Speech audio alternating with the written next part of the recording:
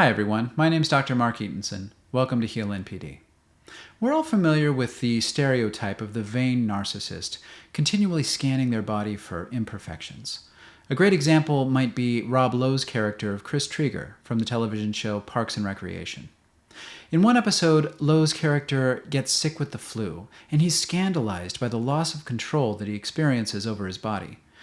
In one particularly funny scene, Lowe talks to himself in the mirror and commands his body to stop pooping.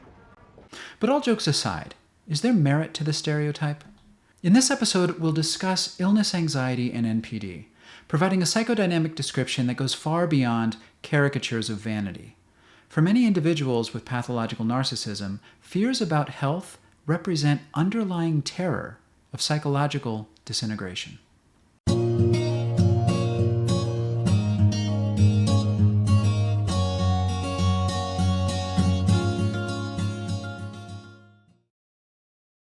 Individuals with pathological narcissism and NPD often suffer from something called illness anxiety.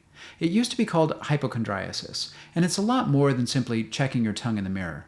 Illness anxiety is a diagnosable disorder in the DSM, and it's anxiety about health that significantly affects or disrupts a person's life and relationships. Illness anxiety might happen for a number of reasons, but in narcissism it tends to be caused by deeply felt anxieties about loss of self. In a seminal paper titled Fear of Breakdown, psychoanalyst Donald Winnicott describes what he calls primitive agonies. These include difficult to conceptualize experiences like returning to an unintegrated state, falling forever, loss of reality, loss of the capacity to relate to objects, and loss of something called psychosomatic collusion, which is the integration between mind and body.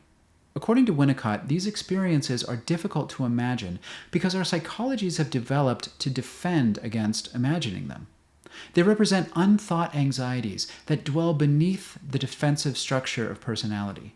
They lie outside the reach of our rational minds. Although difficult for our adult minds to comprehend, these primitive agonies are thought to occur regularly in infancy and early childhood when we're just putting together the pieces of a self. So imagine building a tower of blocks. First you begin by stacking one block on top of the other. And soon the tower gets too tall and it falls down.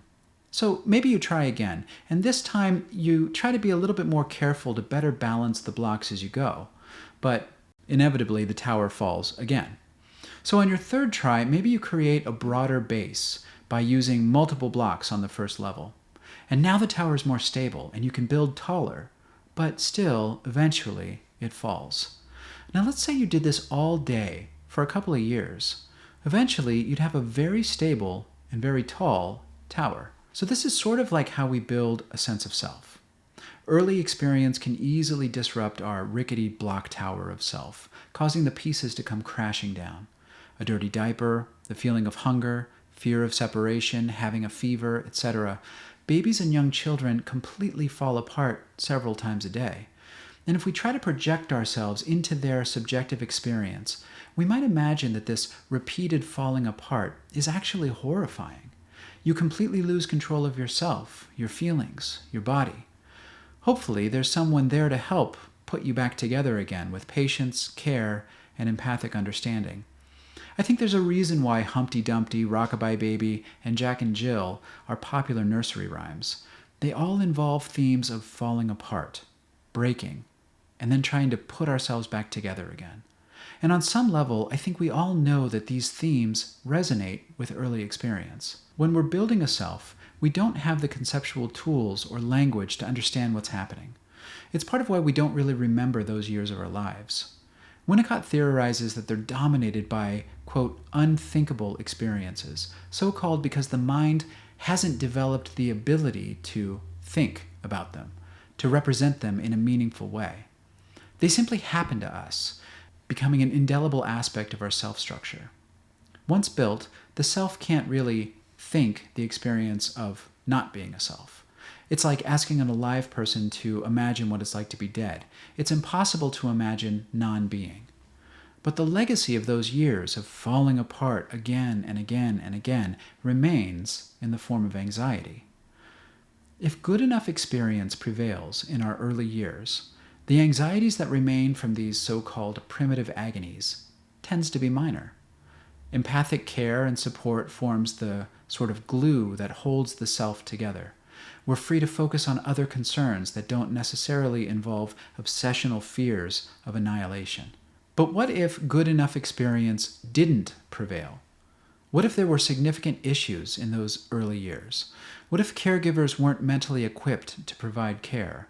What if they were struggling with their own mental illness? Or if there was significant stress or disruption in the household, like financial insecurity, domestic abuse, substance abuse, a lot of yelling, chaos, or illness? What happens when the already stressful process of building a self is impacted by repeated trauma? Well, try to imagine building a block tower on a table that someone keeps shaking. Imagine how frustrating that would be. Imagine how hard it would be to figure out what configurations worked better than others when someone kept coming by and shaking the table. Developing a self in a poor early care environment is like building a block tower on a shaky table. Not only are the breakdowns more frequent, but the anxiety about falling apart becomes a central aspect of the self-structure that eventually emerges from that process. For individuals with pathological narcissism and NPD, someone kept sort of shaking the table when they were attempting to build a self. The fear of falling apart becomes a central aspect of their self-experience. Part of this is due to Winnicott's primitive agonies and the fear of loss of self. This kind of anxiety is called paranoid anxiety because it focuses on fears of annihilation. And from a developmental perspective, paranoid anxiety is very young. It comes from a part of the self that's not at all sure of its existence, a part that's terrified of losing control, falling apart, coming undone, and falling forever into non-being. Narcissists rely on the false self to cover these anxieties. The false self is developed to compensate for underlying vulnerabilities in the personality.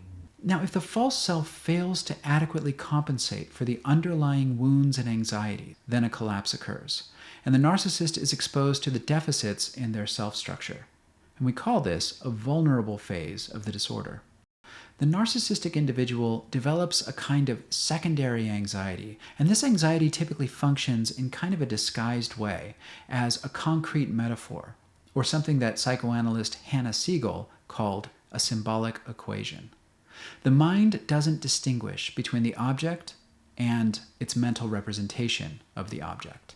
In this case, anxiety about the self falling apart is represented by anxiety about the body falling apart, and the two become indistinguishable.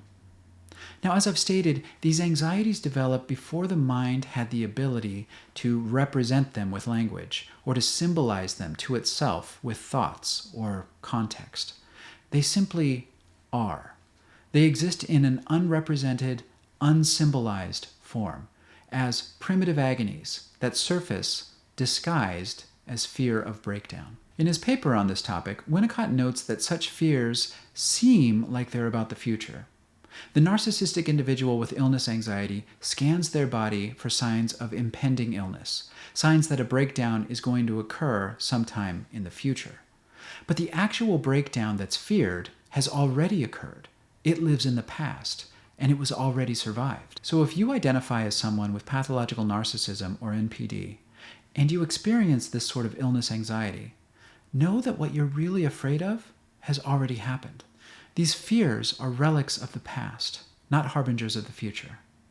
They exist now as well-laid pathways in your deep mind that surface in a disguised form, concrete metaphors for loss of self. You may not be able to change these anxieties. They may be encoded too deeply. But you can reframe these fears as signposts pointing to the past, someplace you've already been, rather than warnings about the future. These fears tell a story of survival, not tragedy. They're evidence that you lived. In a previous episode, I discussed resiliency. Your illness anxiety may feel like a weakness. It may make you feel like you can't trust your body, that it's not a safe place. But I wonder what it would be like to reframe these fears, to see them as trophies rather than liabilities. How would it change your feelings about yourself and your body to understand that your anxieties are echoes of a catastrophe that you already survived. See how that makes you feel to reflect on your resiliency in this way. Okay, so that's it for today. Please like, subscribe, and share if you found this helpful, and be sure to leave questions, comments, and suggestions for future episodes. And until next time, take good care. Stop pooping.